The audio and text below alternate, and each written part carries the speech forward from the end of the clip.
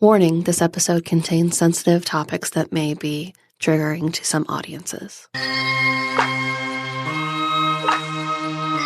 What's your favorite scary movie?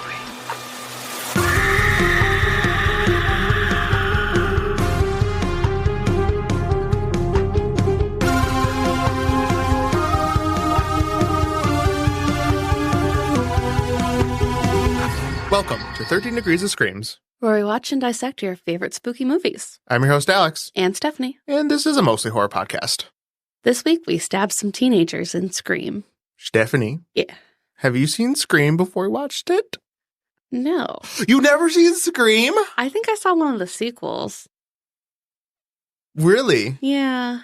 Oh, okay. I can't even tell you which one. I just know that Describe it. What happened? in the opening scene, two girls are sitting on the couch Watching a movie? watching a movie, and That's then the 4. one stabs the other. That happens again because it was like fake. Yeah. That was 4. Oh, okay. Yeah, that's all I saw. And then I didn't understand really any of, like, I understood the mystery part of it, I guess, but not the callbacks to what came before. So now you have to watch 2, 3, 4, 5, and 6. Apparently. Probably 4 again, honestly. It's been like 15 years. No, you have to watch all of them. Mm-hmm. But here's the question now. Did you like it? Actually, yeah, I did. Woo! I thought it was very good. Okay, good. Because Scream is one of my favorite franchises, just point blank period, horror movie related or otherwise. See, that's why I found it funny that you asked me what topics I wanted to cover, and I was like, why didn't you just go ahead and claim Scream? Like, obviously. Maybe you wanted to do Scream. I'm just being generous. That's all.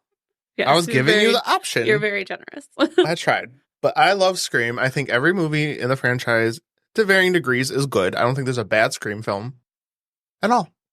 And Sidney Prescott is my favorite final girl. Really? Okay. Yes. I'm in love with her.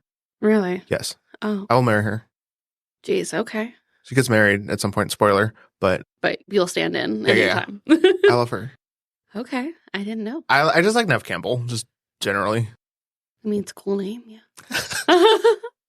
She plays Kiara in Lion King, too. Oh, does she really? Mm-hmm. I didn't know that. Kid. You know what's really funny? Really random, off-topic fact. You know, do you remember the show Are You Afraid of the Dark from Nickelodeon? Yes. There was an episode called The Tale of the Dangerous Soup, and she was in it, and her last name's Campbell. Oh, that's funny. What are the odds? Yeah. Well, I guess it makes sense, because soup. Yeah. Mm-hmm. I don't think that was on purpose, but it was a fun coincidence, and I remember finding that out, and it was silly. There's a lot of, like, good callback actors that I've seen in other stuff, and can we talk about that briefly, or did you have... No. Were you going to go into it in your notes? I don't know. Well, it depends on what you were going to say. I wanted to talk about how much Skeet Ulrich looks like Cole Sprouse, and it makes so much sense that they were casted as father and son on Riverdale. Oh, I did not mention that he was on Riverdale. Oh, yeah, so that's how I know Skeet Ulrich. You think they look alike? Similar? I think they look a lot alike, honestly. I didn't think that. At that age. Interesting. And mainly because of, like, the stringy bangs and stuff like that. The hair. And, well, like, the white shirt and everything. Early Jughead. Not, like, when he gets, I don't know, when they go into another fucking dimension and stuff like that. They go back in time. Yeah, but, like, first season Jughead looks very much like him. Huh. Mm-hmm. I didn't even think that. Yeah. When Riverdale was good for a solid season and 2. I know. Also, Nev is in The Craft, and Skeet Ulrich. Yeah, he's the boyfriend in that one, too. Yeah, so they worked together before this. I forgot about that. Yeah. And also, Tatum is Rose McGowan, and I have just rewatched Charmed, so I was like, Paige. Yeah. And I was like, Paige. Paige. It's not going to work out well for you. In Scream? Yeah. Yeah. You know. Yeah. She has a death that doesn't quite make sense, but that's okay. We had this rated as a 7. Do you agree with that? Yeah. Maybe even a little higher eventually. It just depends on how everything pans out. I'm not going to say I was altogether scared of the movie. I will say, though, just because of how many, like, jump scares and stuff happen, that when I was home alone later that night, I did look behind a door or two because I was like, just being careful. You never know. Yeah. Could be there. Yeah, I think it's a good mix. I mean, I love the comedy aspect of Scream and the meta humor and all that stuff. Yeah. they often get kind of twisted around with me because I've seen clips of the original as well as Scary Movie. Parts and pieces, probably both of them. So like they've kind of like melded together before I actually watched it, the whole thing. Yeah. Scream is the main movie. Scary Movie is, well, I won't say main, but one of the big ones that's parodied in Scary Movie. Are you ready to dive into some movie background? Yes, please. I tried to pare this down as much as possible. I could have kept going forever, but there's some good facts. I'll cut you off if it goes too far. Oh, no. I have some bullet points at the end. I'm just like, we're just going to rapid fire some of these. So, Scream is a 1996 American slasher film directed by Wes Craven and written by Kevin Williamson. The movie features a cast including David Arquette, Neve Campbell, Courtney Cox, Matthew Lillard, Rose McGowan, Skeet Ulrich, and Drew Barrymore. The story is set in the small town of Woodsboro and revolves around high school student Sidney Prescott and her friends, who become a target of a costume serial killer known as Ghostface on the anniversary of her mother's murder. The screenplay aimed to poke fun at the cliches of the slasher genre that were popularized in films like Halloween, Friday the 13th, and A Nightmare on Elm Street. So this movie was actually called Scary Movie before it was changed to Scream. Oh, okay. That's funny. Yeah. Williamson's script attracted a lot of attention from various studios before Miramax Films acquired the rights. And despite initially declining the offer, Craven decided to direct the film after reading the script, and he was determined to reestablish himself after facing setbacks in his career. So Wes Craven did Nightmare on Elm Street. Okay. So that makes sense with the callback with the janitor wearing that was Freddy Wes sweater. Craven. Oh, really? By the way, yeah. Oh, okay. That's funny. Yeah. The involvement of Barrymore and Cox further supported the film's production. So later I'll talk about Drew Barrymore's whole situation with this movie. Oh, okay. So filming took place from April to June in 1996 in California with a budget of $15 million. Craven toned down the violence in response to conflicts with the Motion Picture Association of America over the desired R rating. They actually got the NC-17 rating at first, just due to the amount of violence in the movie. So they actually had to tone it down just to get the R rating. Oh, shoot. Yeah, so there's a cut of this movie that's even more violent. Damn. Yeah, so despite initial concerns about releasing a slasher film during the holiday season, Scream grossed approximately $173 million worldwide, becoming an unsuspected success and one of the highest grossing films of the year. The movie received praise for its cast performances and unique meta-humor, although some critics criticized its excessive violence and lack of suspense in favor for humor. Scream is now considered one of the greatest horror and slasher films ever made and is credited with revitalizing interest in the horror genre during the 1990s. So, like, horror movies were kind of on the decline around this time, and especially like slasher, but Scream, like, really got it back in the swing of things. So this is actually, like, a pretty important movie in the history of horror. Yeah, I knew it was, like, a big deal. I just didn't know all of the why. Oh, yeah. People are like, we don't like horror anymore. It's just stupid. No one cares. So sorry. So I have a bunch of like fun little facts I just bulleted at this point because, like I said, I could have kept going on and on. Oh no, there's a lot. There's 1, 2, 3, 4, 5, 6, last time I looked at the notes. There's 7. Oh, okay. Not that many. I just want to touch on some things because they're interesting, especially with casting. So Drew Barrymore was actually first set to play Sidney. Vanessa Shaw from Hocus Pocus, Allison, and Reese Witherspoon were also considered for Sidney.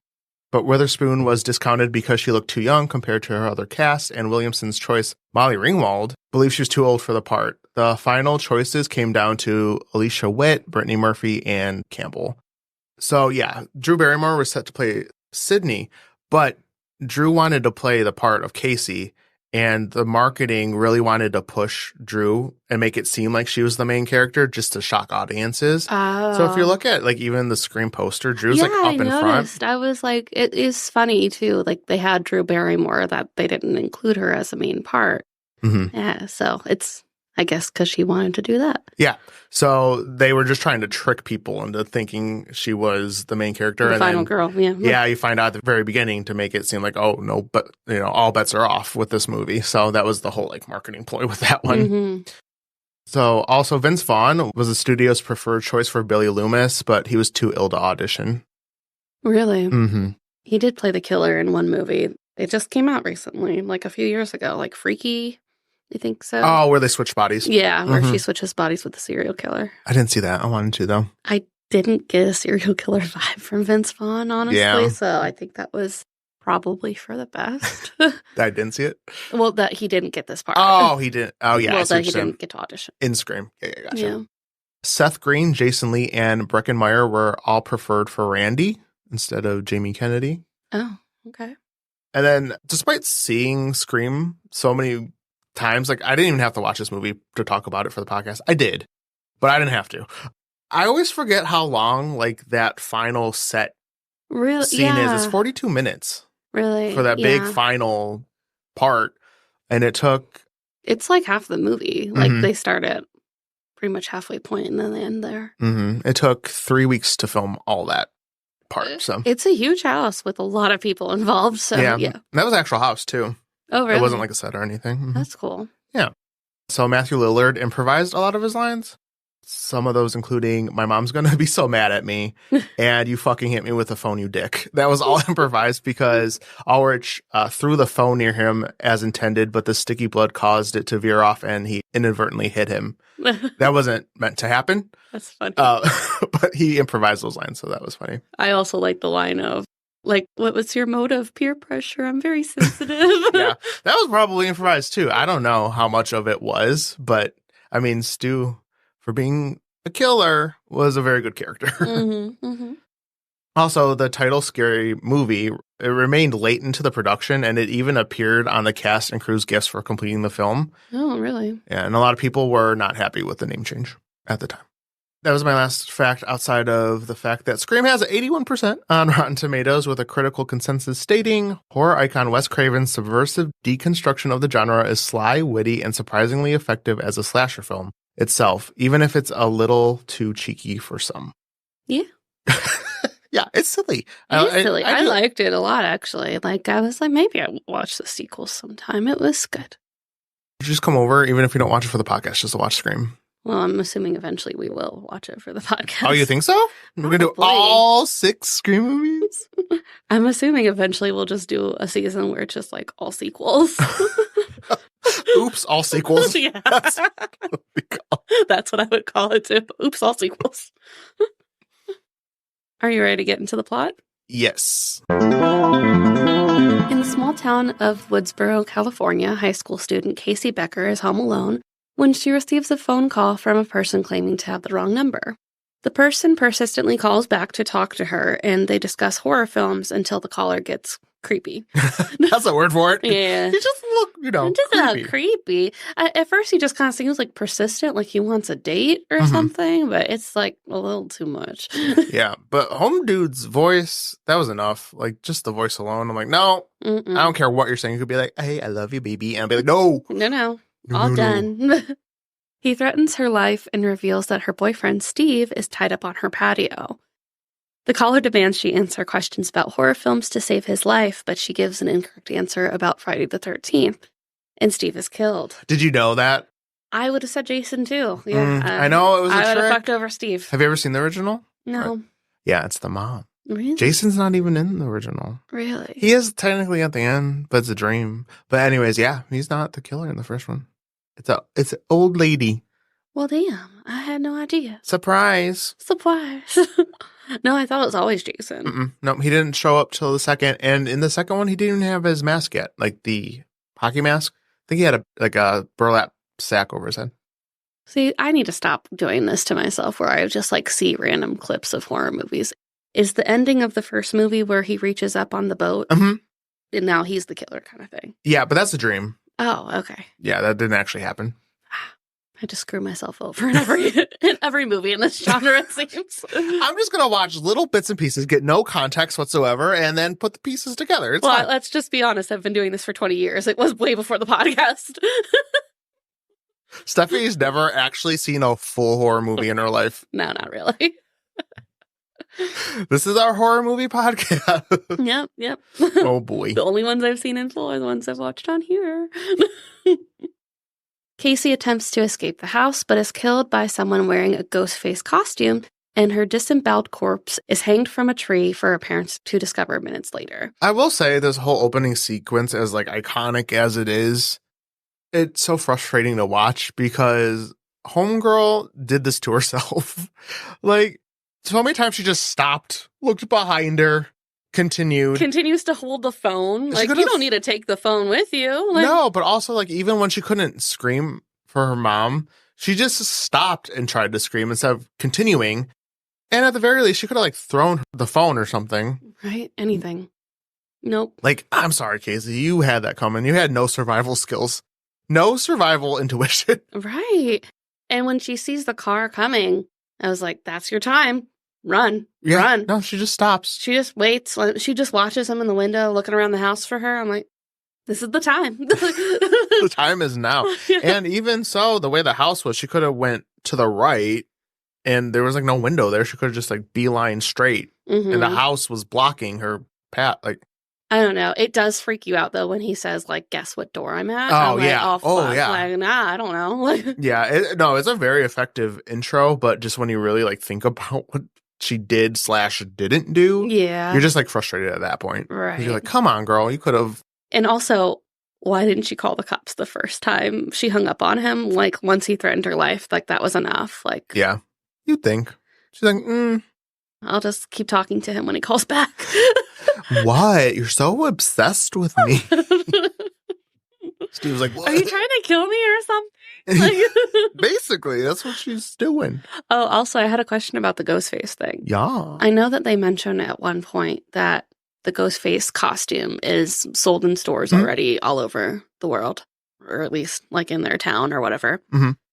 So did the costume become before the movie or? Yeah, the vice costume versa? was just a costume. Really? Funny enough, the company that made the costume still owns rights to that.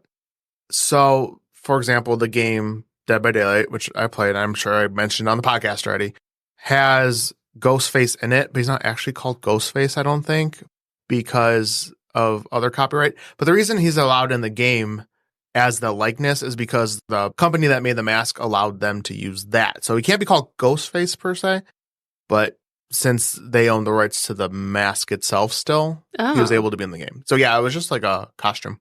Interesting. Which I didn't know that for the longest time. I thought they made it for the... Because I remember seeing it as a kid, but then I was like, yeah, of course it came out in 96. So yeah, of course I saw it when I was out trick-or-treating and stuff.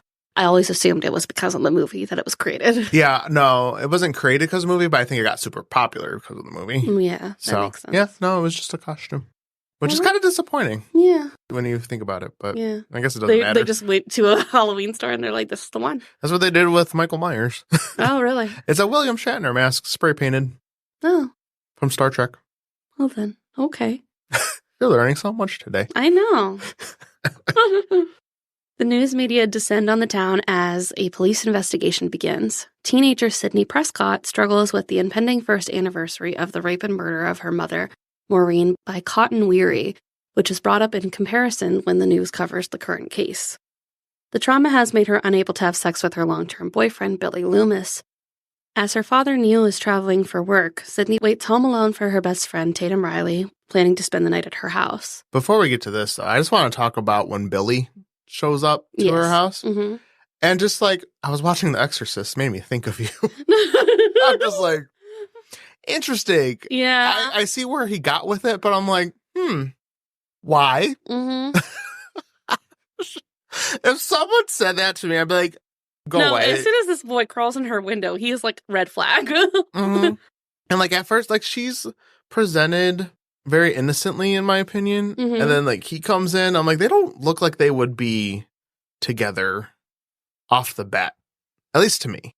I guess I see it, but I don't know. Just like the things he says are very off-putting. Like the way he says them too. Yes. I'm like, and why are we so intense? Like, right. Like I knew he was suspicious from the start, and I was trying to remember if I actually knew that for sure or if it was something I was just remembering. Mm-hmm. And I was like, pretty sure you kill people. I've never even seen this movie, and I'm pretty sure you killed people.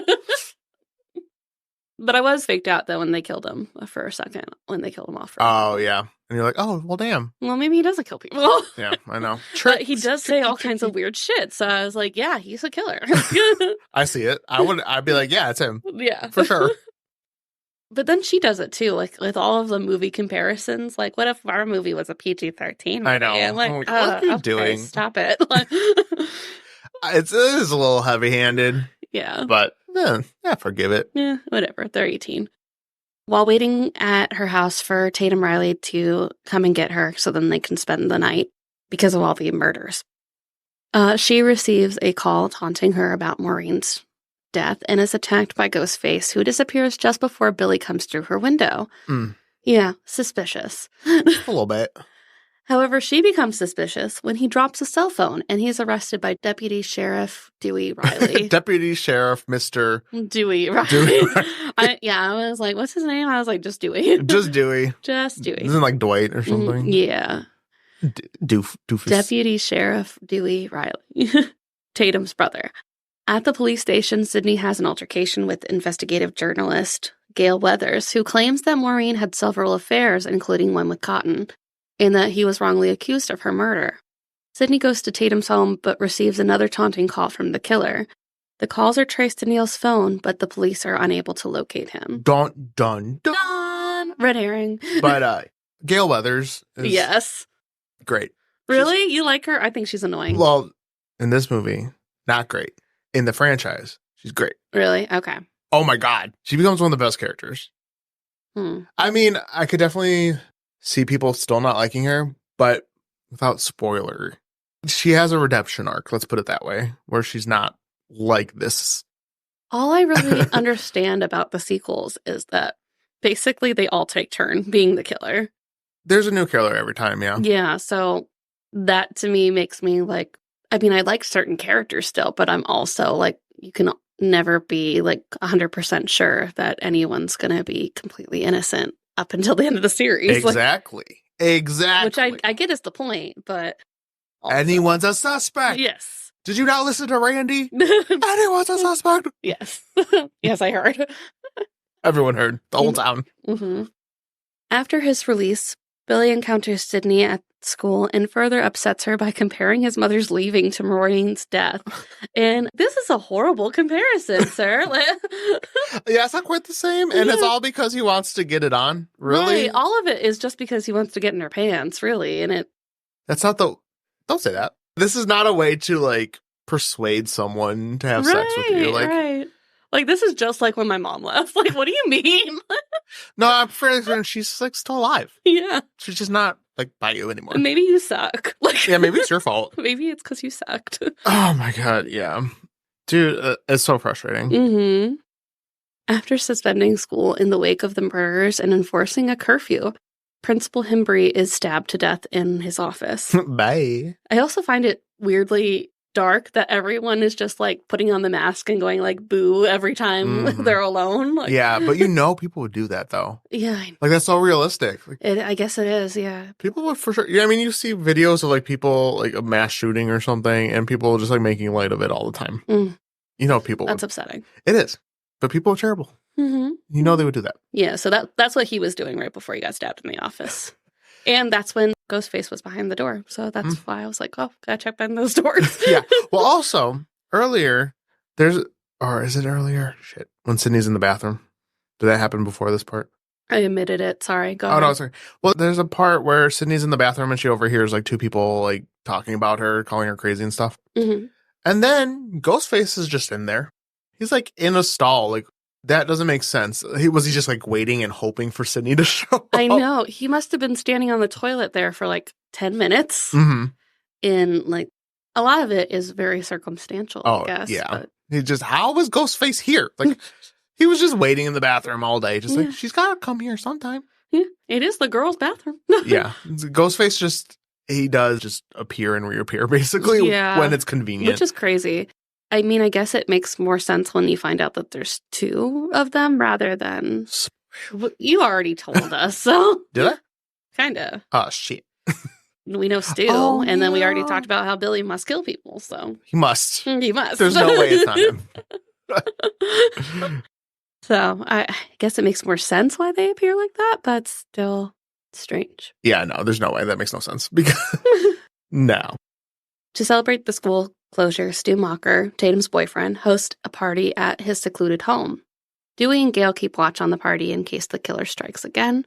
During the party, Tatum is asked to grab more beer in the garage, where she ends up locked in and confronted by Ghostface. She attempts to slip out a dog door in the garage door, but Ghostface hits the button so it reels up and crushes her. That would not happen. You don't think so? No, that wouldn't hold anyone's weight. I guess that's true. How strong is this garage door? But yeah, no, there's no way. Could you bet? How strong? That would be a selling point. If I sold that garage door opener, I'd be like, someone died because it was so powerful. That would not be a selling point. Why not? It's very reliable. It could lift somebody. There's no way it's never not going to open. I guess so.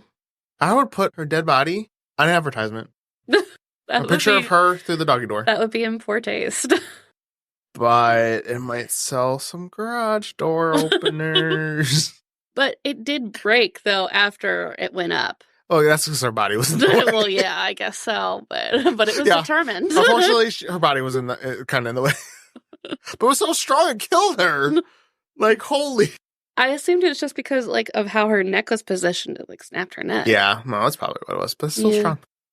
Also, I think in the original movie, they were, like, duking it out in the garage. I think that's how she was supposed to die. Yeah. When she got out the bottles, I was like, oh, I hope she doesn't just drop all of them. And then it's just, like, I have nothing to defend myself. Oh, she fought back. Yeah, no. She, like, he takes a lot of wear and tear, actually. They do. Yeah. The Ghostfaces. Mm-hmm. Throughout the whole series. Yes. Always falling. Always. Yeah. I'm like, how do these people? And then they just show up looking normal, though. Like, they didn't get any injuries. Right. Yeah. Billy arrives at the house to reconcile with Sidney, and they finally have sex. Meanwhile, down the stairs, fellow classmate Randy Meeks explains the rules to survive a horror movie. Would you like to explain the rules? Oh, shit. Putting me on the spot. I figured you'd just know them offhand. Don't have sex. Don't drink or do drugs. And don't say, I'll be back. Because you won't be back. And everyone's a suspect. There's like a couple others, too, I think, from the sequels those are just that were added on. Oh, the sequels? Yeah. Yeah, so I was kind of confused which ones to add and which ones not. Oh, yeah. So the second one is all about, like, the tropes of a sequel. And then 4 is all about a new millennia. And then, like, Scream 5 is, like, reboots. No. That's why it's called. So, a little context. When you texted me, are we watching the remake or the original? I'm like, well, Scream 2022 isn't a remake. And you're like, oh. It's kind of like, you know how, like, sometimes now they have movies where it's the same exact title, but it's like a sequel, basically? I guess, but I always have to ask, because if it's the same title, I'm going to assume. No, I know. Exactly. But they're kind of playing with that trope of that happening. Okay. It's like a reboot, sequel kind of a thing. Okay. That's why it's just called Scream, because they were playing around with that whole thing. But yeah, I wouldn't. So it's not the original Sidney story? No. Sidney's in it, but not even that. What do you mean? So reboot, in my opinion, would be just like kind of like, let's all do it again. Like, yeah, no, it's. But then you say it's a reboot quill, so that's why I was wondering if it was like Sidney's original story, just with a different actress. No. Okay, people would probably freak out if they recasted her, right? Yeah. After discovering Hembry's murder, most of the party goers leave to see his hanging body. I'm like, wow, exciting. I was like, why would you want that? I guess they hate him. I guess so. Really badly. Yeah. I wouldn't be like, woo, but I'm like, oh, I guess if we have to go see the dead body. Really? No, girl. I can't even watch a horror movie without getting sick. I think the morbid curiosity in me would be like, I wonder. But there's no way in hell. I watched Saw. I'm like, because he was like gutted. Right. That's true. Nope. And they are so excited that they nearly run over Dewey and Gale and inadvertently lead them to Neil's hidden car. Dun, dun, dun. Which is like, oh, why is it by Stu's house? Yeah. Interesting. Right. They didn't really even question that. They're just right. Like, They're like, yeah, he's out here. He must be after Sidney, I guess. I don't know. They're like, yeah. Yeah, there's his car.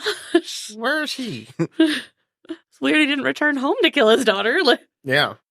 In the bedroom, Sidney suggests that Billy may have used his phone call in jail to call her at Tatum's the other night. When suddenly they are attacked by Ghostface and Billy is stabbed.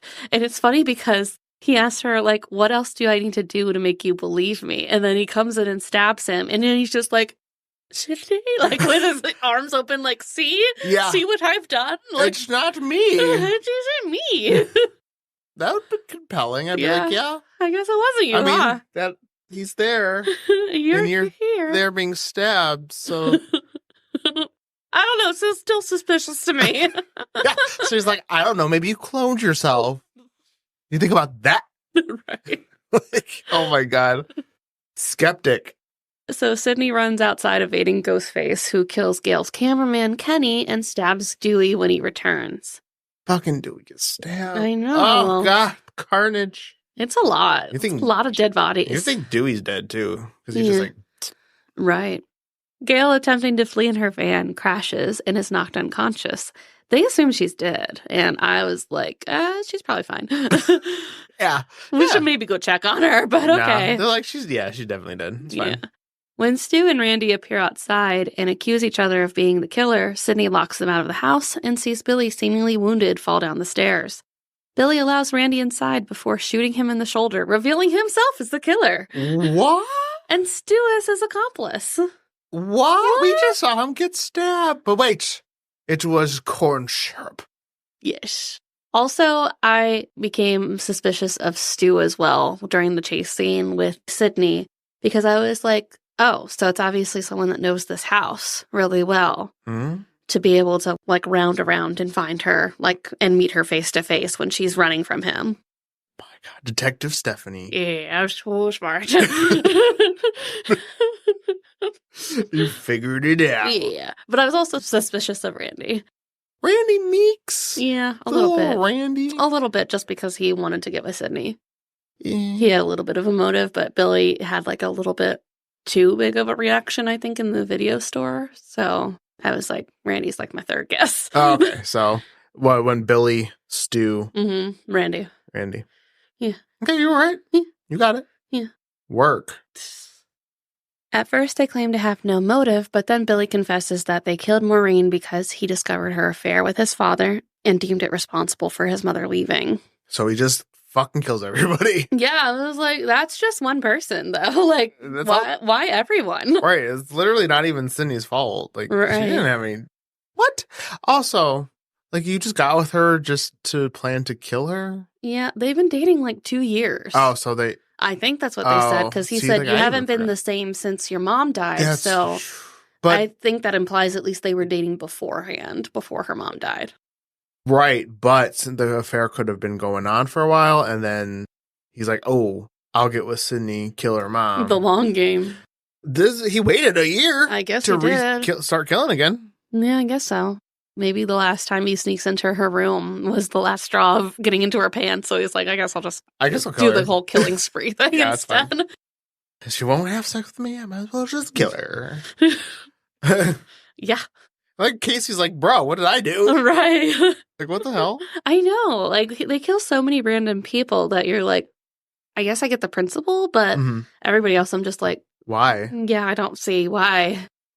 Just for funsies. Like, Stu kills his own girlfriend, too. And right. It's like, what? Oh, I also had to ask Billy, you. But I had to ask you, do you think that they switched so then they wouldn't have to do the killing of their significant other? No, they probably... Well, Stu's a psycho, so he probably liked it. They probably they didn't care. I don't think they care. You don't think so? No, because if Stu really cared, Tatum didn't have to die. Yeah. He could have just left her alone. I don't know. Well, so I was wondering if Billy was the one in the garage when Stu was obviously the one chasing Sidney because he had stabbed Billy to make it look like he was innocent. Yeah, so I was wondering if they switched places so then they wouldn't have to stab the other's girlfriend. At least they're a little considerate. Oh, yeah. Oh, how romantic. Yeah. I'll kill your girlfriend so you don't have to. Yeah, she seems nice. So the pair abducted Neil to frame him for their crimes, planting the voice-changing device and cell phone on him, and foolishly decide now is the time to stab each other to portray themselves as Left 4 Dead. I'm like, Sydney's still here watching you.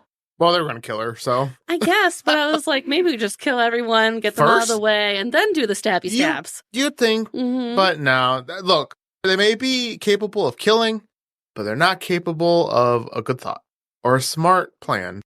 Well, I mean, I guess you could argue, like, up until this point, they were doing okay, but just because no one knew that who it was. And the police were believing that it was Sydney's dad, and that's what they intended. Yeah. So, But they had a showboat and make a whole big speech. And when like they both leave her, which we're coming up in a second. But they both leave her in the kitchen. Dumbass. They deserved it. Gail returns with a gun, but the safety is on, and Billy takes it from her, leaving her wounded outside. A few minutes later, she comes back, which gives Sidney the chance to hide and call Billy to let them know she's called the cops. The pair freak out, and Sidney surprises Billy by jumping out of a closet dressed as Ghostface and stabs him. When she tries to remove the costume, Stu attacks her and kills him by dropping a television set on his head. Billy then attempts to stab Sidney, but is shot by Gail. After Randy remarks that horror film killers revive for a final scene, Billy sits back up and Sidney shoots him in the head, killing him. Bye. Bye. Bye. Not my movie. No. Stupid. It was. As dawn breaks, Neil is rescued. Dewey is taken away by ambulance, and Gail provides an impromptu news report about the night's events. I love the part when Gail comes back and Billy says she looked dead, and then Stu goes, she still does. I love that part. Yes. That's a good one, too. I wish they would have kind of like, maybe they continue it on the sequels. Do they acknowledge whether or not Cotton was released for... Do you want me to tell you?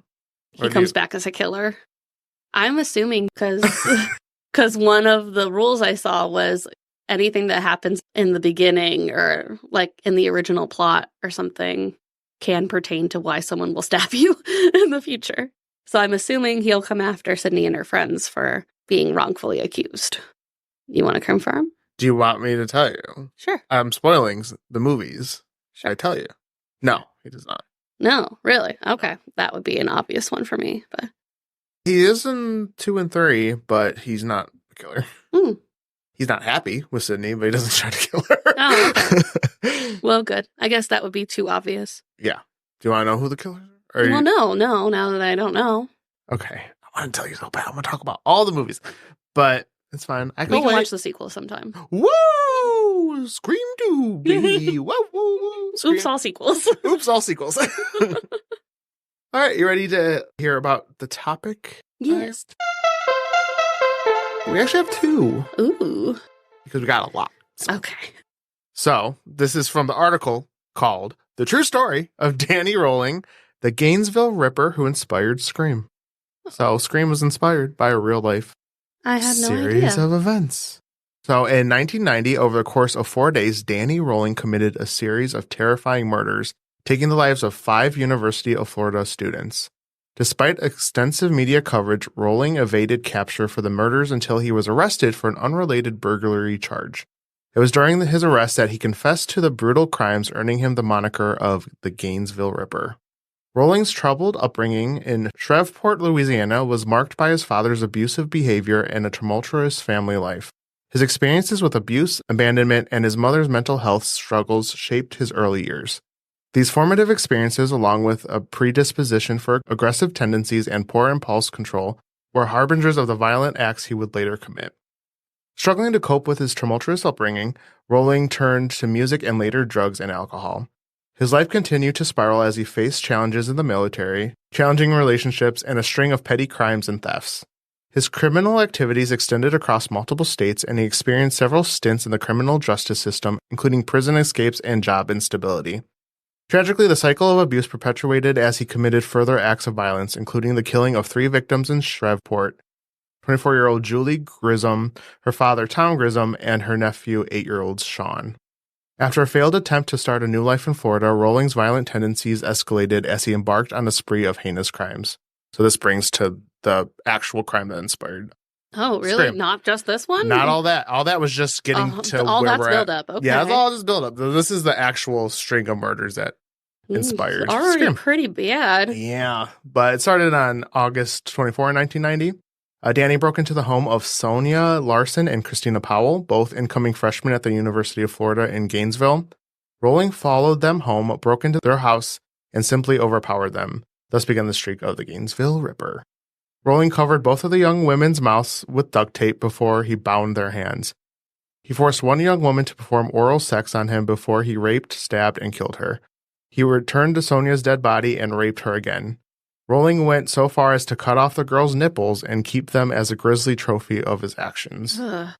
The next day, Rowling killed Krista Hoyt in much the same fashion. He broke into her residence, and after he raped her, he removed her nipples and placed them beside her. Rowling cut off her head and sat her upright at the edge of the bed. Then he put her head on a bookshelf.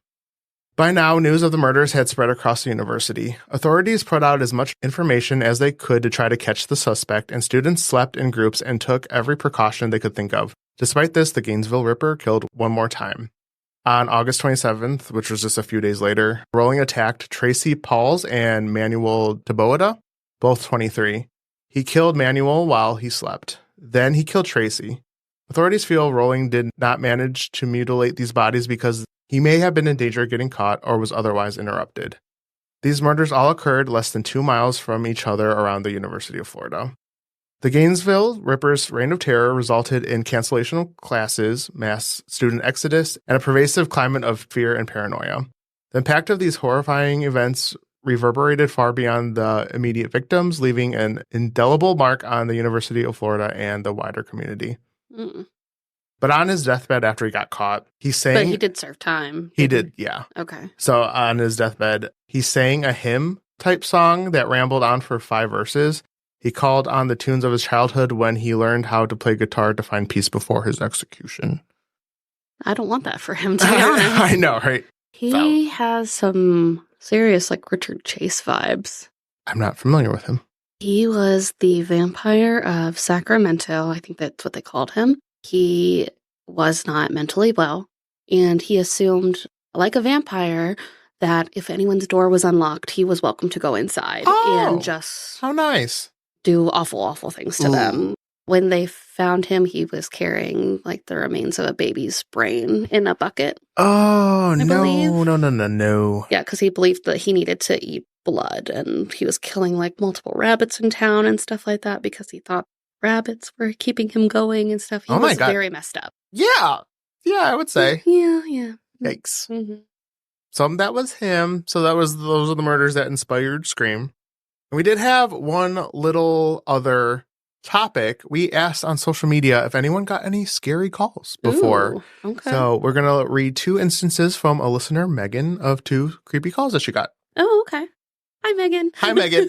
Thanks, Megan. Yes, thank you. So I'm just reading verbatim from her email. Okay. So one was actually when I was in my late teens, like 18 years old. And I had signed up for one of those phone calling apps that give you a temporary number. Going to be completely honest with this one. I was a young adult and broke and used it when I didn't pay my phone bill. If you connect to the Wi-Fi, you can use it. Anyways, I remember getting a voicemail and I was like, that's weird because it went straight to voicemail and it was a caller from Russia. And I knew absolutely nobody, even remotely in that area. I mainly used it for when I worked during my younger adult years to talk to family and friends. Anyways, I'm listening to this voicemail and it's in Russian, but the guy went in and out of English every now and then. And I remember it being something about how he was pissed off about how this guy isn't at the building and that he basically was going to beat up the guy if he doesn't show up. As I'm listening, another message comes in, another voice message. He left another one and said the guy had like 30 minutes to show up or he was leaving. But in between the words he was saying, it legit sounded like a dial on an old radio was being turned. So as I'm like, well, dang, what do I do with this? Because that's the thing is it didn't sound like a prank at all. Like, you know how you kind of tell this was not it. I genuinely was scared listening to it. It sounded like I shouldn't have even heard it. Almost like wrong place, wrong time feeling. That was it. So then I was like, what should I do? A call comes in. I answer it. And I heard heavy breathing. I didn't say anything. And don't ask me why, but I stayed on the phone. The guy said something in Russian, so you answered in English and he just kept breathing. I then hung up the phone and was absolutely terrified. I knew deep down that I was not supposed to answer that phone call. Total fight or flight feeling. After that, I submitted to get a new number and never got any weird phone calls. So that was that one. Weird phone calls from Russia. Angry guys from Russia. It sounds like he was supposed to do a job or something. I mean... Oh, no. Don't sound good. The other guy owed him something. Maybe. Yeah, maybe it was like an exchange situation. I don't know. Yeah. But... No good. No good. Get a new number, and she did, so thank God. Yeah. And then she had one other weird phone call. She says, another phone call I had that was weird was when I got my first phone and was having a sleepover with my friends. And with this phone, I was on a payment plan, not like my temp number. I had to have been like 13 at the time. We were in my room and I got a phone call. I answered and all I heard was a song being played. It was Walking After Midnight by Patsy Cline. And while the song is super pretty, hearing it randomly on a phone call is weird. For sure. Yeah. So it's just a little some entertainment. What's wrong with that? Of course, my friend saw my face and the weird look I had, and I said someone was playing music. My one friend took the phone from me and yelled, "Is this a prank? Stop calling." An hour passed and my phone rings again. Same thing. Freaked out, I ended up shutting my phone off for the night. Of course, us being teens, we started making up freaky stories about what it could be and why this number kept calling. I specifically remember writing it down, and it's a number I never forgot. I randomly got calls from it within the following year at random times. And if it went to voicemail, it would be static. Then one night, me and my friends dared each other to call it. And when we did, it was a lady, but she didn't have a clue what I was talking about. To this day, I haven't had a phone call, but every time I hear that song, it sends chills down my back. It's a very weird song to prank people with. I don't know that song, actually. Went out walking after midnight, searching for you. Very old and okay. a little bluesy, I guess would be the word. But yes, old, like Mama Cass, kind of old. Oh, okay, interesting. Yeah, I'd be like, please stop. Yeah. A nice song, but please stop. Yeah, thank you, but no thank you. No, thank you. It's not like an ominous song, like she said, it's pretty, but yeah, strange choice. Mm-hmm.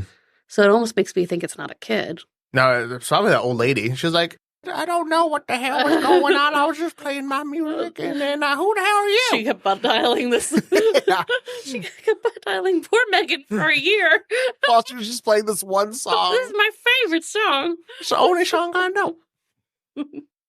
That is weird, though. I hope that was the case, because that would be the most innocent. Exactly. That's probably what it was. Just old lady. Yeah. She had no idea she called you. So we also had a friend tell us a little story about a creepy phone call that her parents got about her brother. So her name's Kat. Hi, Kat. Hi, Kat. So her story, she said, back in the 80s, my parents got a phone call that my brother had been kidnapped from school and what they'd have to do if they ever wanted him back. They, of course, called the police, but then they went up to the school to get more details, and my brother was in class, so he was fine. They later found out that it was loosely tied to a politician. They later figured out that it was connected to a relative of his, and they had no idea why he did it. So someone that was related to them was doing this? Yeah, connected to the relative of the politician. And like, why? Why would your relative joke about having your son as a hostage? I don't know. And like, I have no idea. I don't know the details. That's not okay. No. Wait, you mean calling someone and telling them their son was kidnapped? Yeah, cut off after that, I think. Yeah. I think they've gone too far. That's terrifying, though. Could you imagine? No, that's awful. Panic I mean, I'm glad inducing. he was in class, obviously. Yeah, I mean, we know him. We know him. He's fine. Yeah. But that's scary as shit. Yeah, jeez. Don't do that, people. Yeah, obviously. I think the main thing that you can learn from this is, like, one, lock your doors. I don't care if you say that you live in, like, a quiet neighborhood where all the houses are, like, so many miles away. Mm-hmm. Most murders are people that you know anyway, so lock your fucking doors. Yeah, do that. Thank you for listening. If you listen on Apple Podcasts or Spotify, giving us a 5-star rating is super helpful, and we will always appreciate it. You can find us on social media at 13 Degrees of Screams. This has been 13 Degrees of Screams, and we will see you next week. When out walking after midnight. I'm sorry, Megan, I won't do this to you. Yeah, I was just like, you have a song right there for you. So perfect. Thanks, Megan.